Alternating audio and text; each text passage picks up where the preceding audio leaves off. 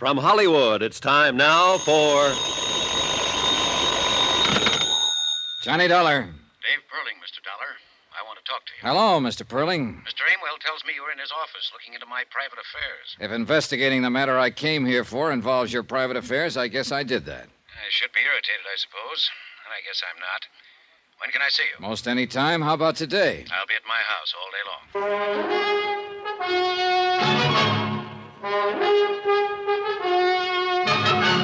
Tonight and every weekday night, Bob Bailey in the transcribed adventures of the man with the action-packed expense account, America's fabulous freelance insurance investigator. Yours truly, Johnny Dollar.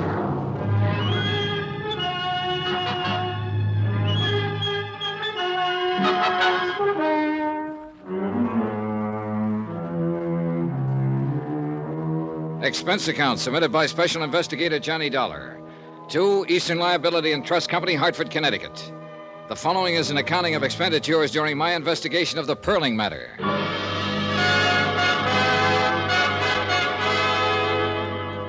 Item 9, 10 cents, one phone call to Morton Scottman advising him that Jeannie Perling had been located in New Orleans by one of Amewell's operatives. Mr. Scottman thought that over for a while and then assumed it would be in the best interests of Eastern Liability to make certain this was the truth. I told Mr. Scottman I intended to do just that. Item 10, $5, cab fare from the New Weston Hotel to the home of David Perling. Hi. Come on in. The man who opened the door wasn't a servant. He wore a dark blue double-breasted suit. He smelled of cigars and bourbon, and private detectives stuck out all over him. He jabbed a pudgy finger in the general direction of what later turned out to be the library, and I followed. The room we went into was empty, except for us. As far as I could see or hear, the rest of the house was empty, too. The man in the blue suit sat down on a leather sofa and pointed to a quart of bourbon that had just come out of a sack. You must be this Dollar guy, huh? Yeah. Mr. Perling will be along in a minute. He asked me to say hello to you. By the way, my name's Brad Copeland. I'm one of Niles' men. Niles Amewell? That's great. Where is Niles? He's with Mr. Perling. They'll be along. Sit down, relax. They said they thought it was about time for a little conference. What for? The girl's been found, hasn't she? Oh, sure. Now they gotta figure some other things out. I'll bet. You don't believe much of this, do you? Nope. Well, then I'll put it this way. I'm the guy who found Jeannie Perling. How about it now? Okay. Look, I got put on this thing because an insurance company executive thought Perling might have had a false death report made on him to juggle some things in the stock market. Oh, that story in the papers about Perling dying, huh? Yeah, Perling paid to have that story printed, all right, but not for any stock market angles. He did it to try and scare up this daughter of his who scrammed away from home a year ago. Now, I found that hard to believe, even after I talked to Niles Amewell and he told me the agency had been hired to find the girl a year ago. I suppose you're one of the men who's been looking. Yeah, that's about it. No luck, either. Then yesterday morning comes a phone call. I don't know who it is, tells me where she's living, what name she's using in New Orleans. I scram down there by plane and check it out. It's all true. So I come back here, and here I am. Conference. You found her on a tip from somebody you don't know? Man or woman? Always a man's voice. Wonderful, ain't it, what happens sometimes? How does it look to you? Like a sealed freight car full of nothing. That's the girl down there in UO, all right. I managed that. I picked up her prints and checked them with what we had to go on. But what's what, I don't know. What's Amewell going to do now? That's why the conference. We see what we'll see. Relax. I tried to do that, but I didn't do very well.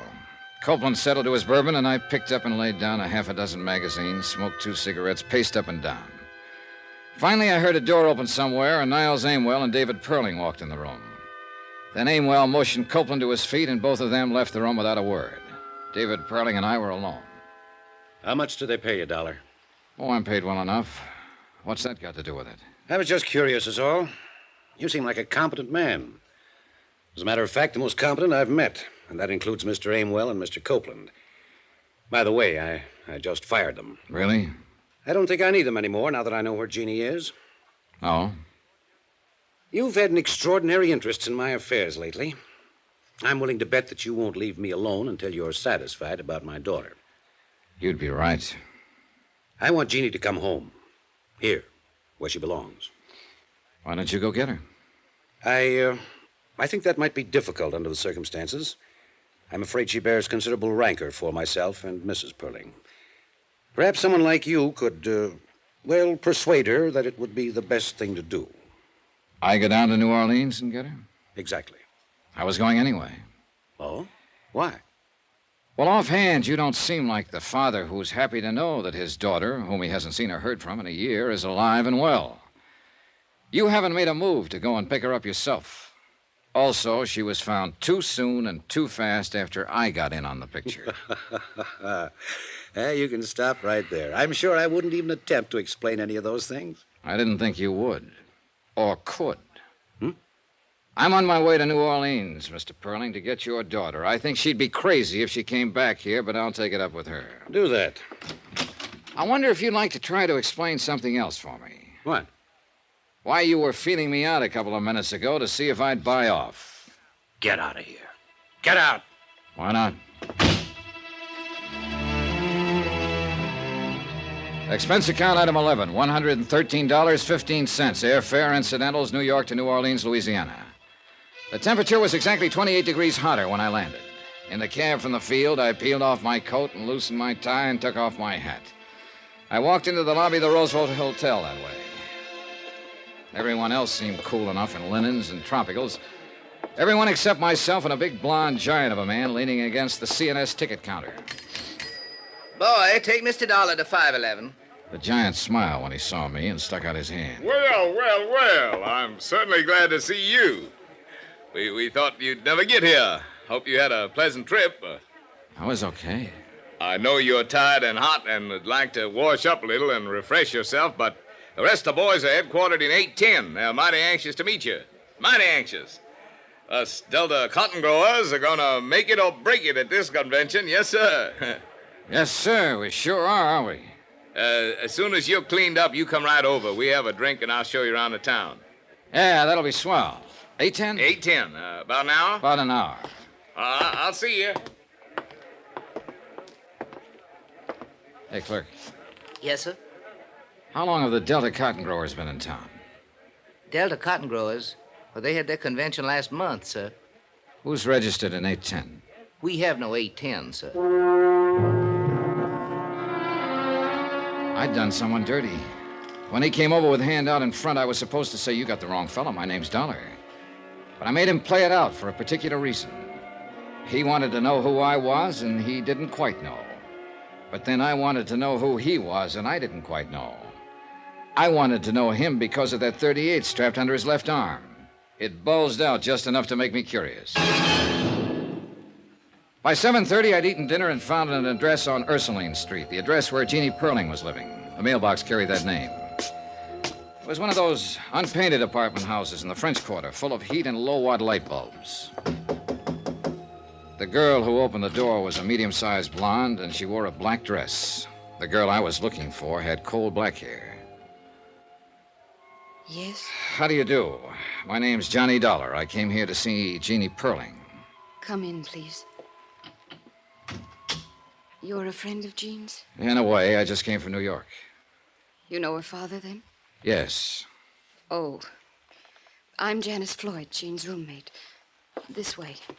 Careful, it's a little dark. Sure.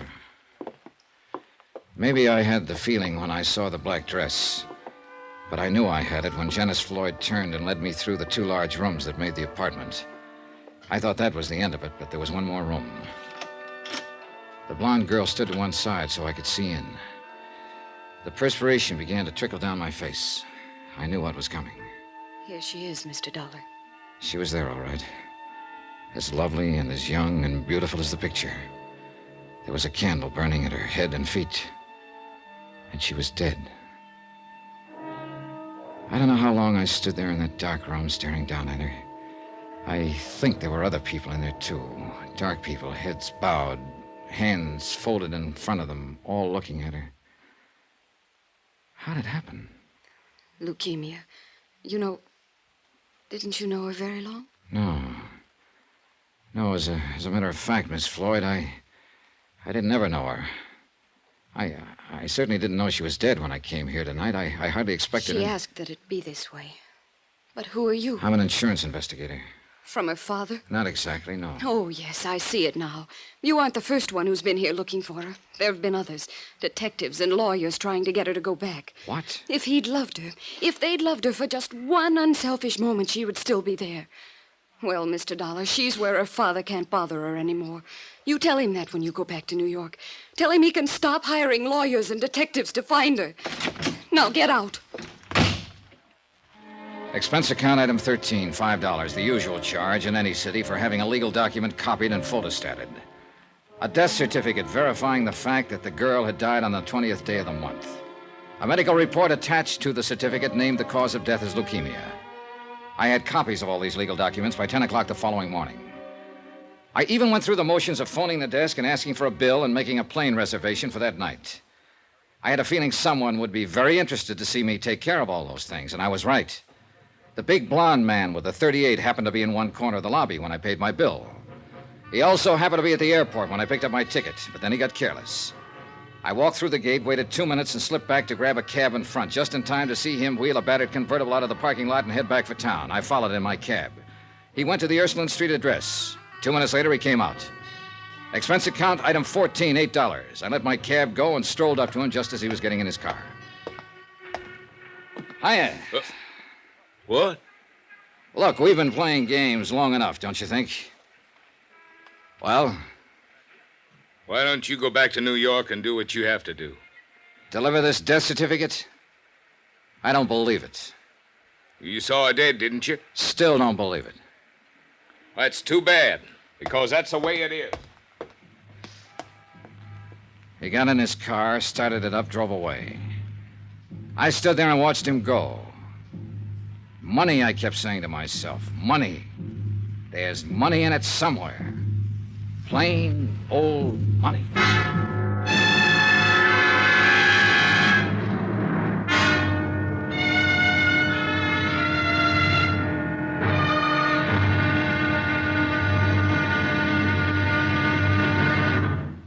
Now, here's our star to tell you about the final intriguing episode of this week's story. Tomorrow, there's still money in it. More money than it takes to save a life. Join us, won't you? Yours truly, Johnny Dollar.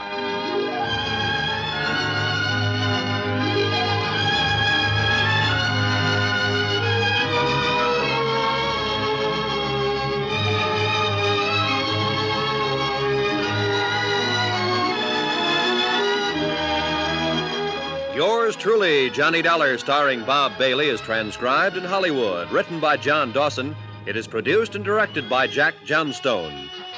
Be sure to join us tomorrow night, same time and station, for the final episode of this week's story of Yours truly, Johnny Dollar. Roy Rowan speaking.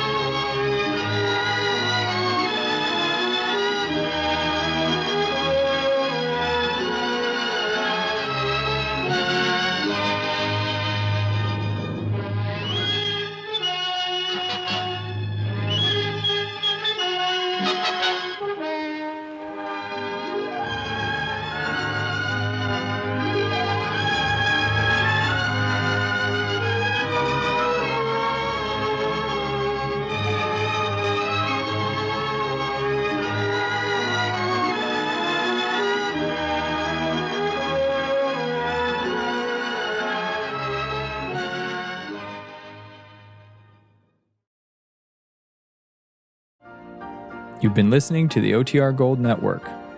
Find more classic radio at otrgold.com.